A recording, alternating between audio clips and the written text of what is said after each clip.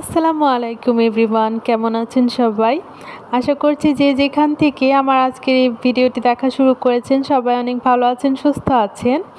আজকে আমি মাংস পিঠার রেসিপি নিয়ে চলে আসলাম। খুবই মজার একটা পিঠা।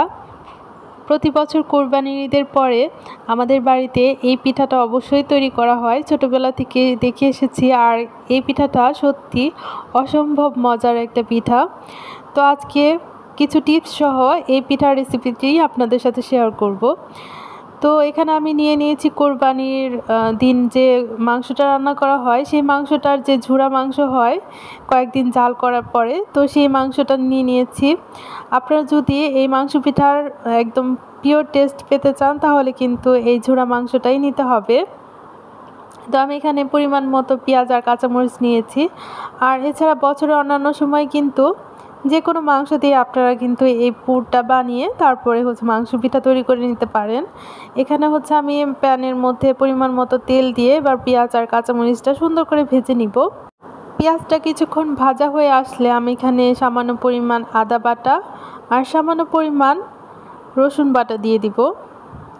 এবার পেঁয়াজের সাথে এই আদা আর রসুন বাটাটা ভালো করে ভেজে নিতে হবে, এতে করে সুন্দর একটা ফ্লেভার আসবে আর কাঁচা ফ্লেভারটা চলে যাবে। তো এখানে আমার যে মাংসের রেগুলার মশলা, মানে আমরা যে রেগুলার মশলাটা ইউজ করি সেগুলো দিয়ে দিব। এখানে হলুদের গুঁড়া, মরিচের গুঁড়া, ধনিয়া গুঁড়া দিয়ে দিব। দিয়ে এই পেঁয়াজের সাথে একটুক্ষণ ভেজে নিব। খুবই অল্প পরিমাণ এখানে আমি মশলা দিয়েছি, কারণ যেহেতু রান্না মাংস নিয়েছি আমি, কোরবানি ঝুরা মাংস, এতে অনেক পরিমাণ মশলাও থাকে। তো এখন আমি পেঁয়াজটা একটুক্ষণ ভাজা হয়ে আসলে আমি এই ঝুরা মাংসটা দিয়ে দিচ্ছি। এবার ভালো করে ভেজে নিতে হবে। এই পেঁয়াজ আর মশলার সাথে ভালো করে এই মাংসটা ভেজে নিয়ে তারপরে মাংসের পুরটা রেডি করে নিতে হবে। তো মাংস পিঠা বানানোর জন্য এই পুরটাই কিন্তু মেইন।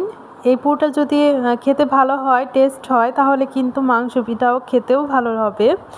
আর এই পিঠাটা এমনিতেই খুবই মজার হয়, কারণ কোরবানির এই ঝুরা মাংসটা দেওয়ার কারণে মাংস পিঠার টেস্টটা খুব বেশি ভালো লাগে। তো আমি এখন ভাজা ভাজা করে নিব এই মাংসটাকে।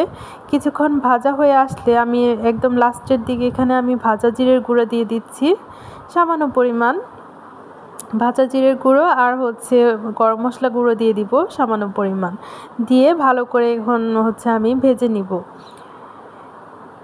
মাংসের পুরটা এবার রেডি হয়ে যাবে। কিছুক্ষণ ভেজে নিলেই এই মাংসের পুরটা রেডি হয়ে যাবে আমার। তো দেখতে পাচ্ছেন আমার মাংসের পুরটা কিন্তু একদম রেডি হয়ে আছে। এবার ঠান্ডা করে নিতে হবে।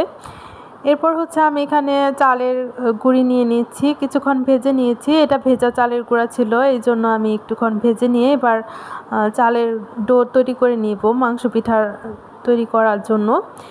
এখানে আমি পাতিলের মধ্যে পরিমাণ মতো পানি নিয়ে সামান্য পরিমাণ লবণ আর সামান্য পরিমাণ সয়াবিন তেল দিয়ে দিয়েছি। এতে করে চালের আটার ডোটা খুব বেশি ভালো হবে, সফট হবে, আর পিঠাগুলোও সুন্দর হবে। তো এখন দেখতে পাচ্ছেন বলক চলে আসলে আমি এখানে চালের গুঁড়োগুলো দিয়ে দিচ্ছি। এবার একদম নেড়ে চেড়ে ঢাকনা দিয়ে কিছুক্ষণ ঢেকে নিব। ঢেকে দিয়ে তারপরেই তো আমি চালের ডোটা রেডি করে নিয়েছি। খুব ভালো করে মথে নিতে হবে, এতে করে ডোটা সুন্দর হবে, পারফেক্ট হবে, একদম নরম সফট হবে। এতে করে পিঠা বানাতেও খুবই সহজ হয় আর খেতেও ভালো লাগে। তো দেখতেই পাচ্ছেন আমার ডোটা কিন্তু রেডি হয়ে গেছে। এবার আমি পিঠা বানাতে চলে আসলাম। মাংস পিঠা বানানো খুবই সহজ। আপনারা যদি এভাবে একবার বানিয়ে খান তাহলে দেখবেন যে প্রতি বছরই বানাতে ইচ্ছে করবে, এত মজার একটা পিঠা। তো দেখতেই পাচ্ছেন এখানে আমি আটার ডো নিয়ে ছোট করে রুটি বানাবো। এই মাংস পিঠা বানানোর জন্য খুব ছোট ছোট রুটির প্রয়োজন পড়ে, খুব বেশি বড় রুটি বেলার প্রয়োজন নেই। খুব ছোট করে রুটি বানিয়ে, খুব বেশি মোটাও না আবার খুব বেশি পাতলাও না, এরকম করে একটা রুটি বানিয়ে নিয়ে তারপরে আমি এখানে মাঝখানে ভাঁজ দিয়ে আমি একটা ছুরি দিয়ে সুন্দর করে মাঝখান বরাবর কেটে নিচ্ছি। এবার আমি মাংস পিঠার যে শেপটা সেটা দিয়ে নিব। আমি এখানে দেখতেই পাচ্ছেন একদম কোণের মতো করে একটা শেপ দিয়ে নিচ্ছি। মাংস পিঠার ভাজটা কিন্তু খুবই সহজ। তো কোণের মতো করে এভাবে বানিয়ে মাঝখানে এইভাবে তো মাংসের পুরগুলো দিয়ে দিচ্ছি, দিয়ে এবার মুখটাকে সুন্দর করে ভালো করে আটকে দিতে হবে। তো মাংসের পুরটা ভালো করে দিয়ে নিচ্ছে আমি, দিয়ে এবার দেখতেই পাচ্ছেন আমি ভালো করে এবার মুখটা আটকে দিব। এভাবে খুব ভালো করে মুখটা আটকে দিতে হবে যাতে করে ভাজার সময় মুখটা খুলে ভেতর থেকে পুর বের না হয়ে আসে। তো ইচ্ছে করলে এভাবে একটু ডিজাইন করে দিতে পারেন, এতে করে একদম মুখটা খোলার আর সম্ভাবনা থাকবে না, আর ভাজার পরে দেখতেও খুবই সুন্দর লাগে। তো দেখতেই পাচ্ছেন আমার পিঠাটা কিন্তু বানানো হয়ে গেছে। তো একইভাবে প্রথমে কোণ বানিয়ে তারপরে মাঝখান দিয়ে এই পুরগুলো দিয়ে দিব। খুবই সহজ এই ভাজটা দেয়া। আমরা যে সিঙ্গারার ভাজটা অনেক বেশি কঠিন লাগে, এই মাংস পিঠার ভাজটা কিন্তু খুবই সহজ। তো এইভাবে ভালো করে মুখটা আটকিয়ে নিলেই এই পিঠাটা বানানো হয়ে যাবে। আর খুব বেশি সবগুলো পিঠা বানিয়ে ভাজার ট্রাই করবেন না, এতে করে কিন্তু পিঠাগুলো ফেটে যাবে। খুবই অল্প পরিমাণ বানিয়ে বানিয়ে তারপরে ভেজে নেবেন সাথে সাথে, এতে করে আর পিঠাটা মাঝখানে মানে ফেটে ফেটে যাবে না, যেহেতু চালের গুঁড়া একটু বাতাসেই ফেটে ফেটে যাওয়ার সম্ভাবনা থাকে। তো কয়েকটা বানিয়ে বানিয়ে সাথে সাথে ভেজে ফেললে আর পিঠাগুলো ফেটে যাবে না।